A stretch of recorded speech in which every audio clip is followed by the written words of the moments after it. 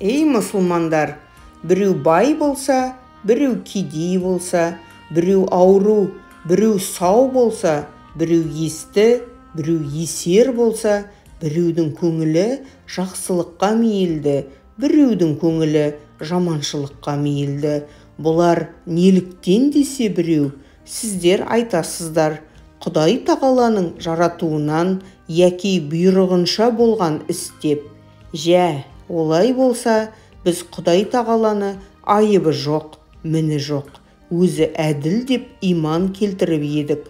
Енді Құдай тағала бір антұрғанға еңбексіз мал береді екен.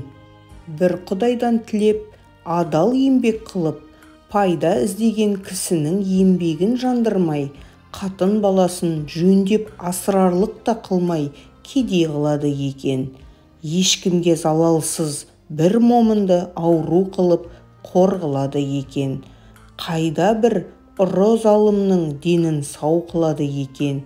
Әке-шешесі бір, екі баланың бірін есті, бірін есер қылады екен.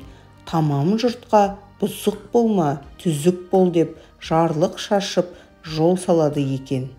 Түзікті пейішке шығарамын деп, бұзықты тозаққа саламын деп айта тұра, пендесінің біреуін жақсылыққа мейілдендіріп, біреуін жаманшылыққа мейілдендіріп, өзі құдайлық құдіретімен біреуін жақсылыққа бұрып, біреуін жамандылыққа бұрып жіберіп тұрады екен. Осының бәрі Құдай тағаланың айыпсыз, мінсіз гафур рахимдығына, әділдігіне лайық келе ме?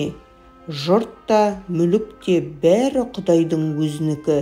Бұл қылғанын не дей аламыз? Өз мүлкін өзі не қылса қыла береді. Оны айыпты болады дей алмаймыз десең, ол сөзің Құдай тағаланың айыбы, міні жоқ емес, толып жатыр. Бірақ айтуға бата алмаймыз дегенің емес пе? Олай болғанда пенде өз тырысқандығыменен не табады? Бәрін қылушыға қылдырушы өзі екен.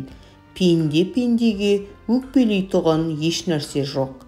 Кім жақсылық, кім жамандық қылса дағы, Құдайдан келген жарлықты қылып жүр екен дейміз бе? Құдай тағала әрбір ақылы бар кісіге иман парыз, әрбір иманы бар кісіге ғибадат парыз деген екен.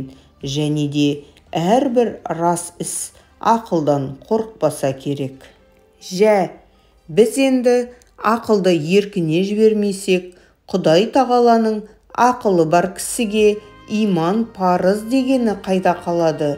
Мені таныған ақылменен таныр дегені қайда қалады?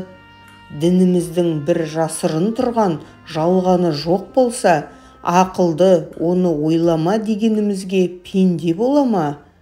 Ақыл тоқтамаған соң, діннің өзі неден болады? Әуелі иманды дүзетпей жатып, қылған ғибадат не болады?